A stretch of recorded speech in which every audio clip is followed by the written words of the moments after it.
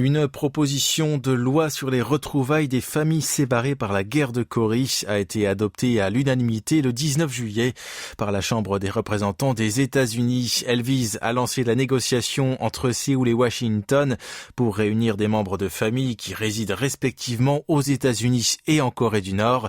C'est la députée américaine d'origine sud-coréenne Young Kim qui a initié ce projet. Selon elle, 2 millions de citoyens d'origine coréenne vivent actuellement sur le sol américain et 100 000 d'entre eux ont leur famille au nord du 38e parallèle. L'administration Biden s'est engagée à régler cette tragédie et le secrétaire d'État Anthony Blinken a mis en valeur les efforts de Washington en ce sens, en coopération avec Séoul. Pourtant, il reste encore un long chemin à parcourir. Sous Bush, Obama et Trump, une disposition similaire avait été entérinée à la Chambre des représentants, mais n'avait pas réussi à convaincre les sénateurs. De plus, le pays communiste pourrait s'opposer à ce texte qui stipule la nomination d'un envoyé spécial chargé des droits de l'homme.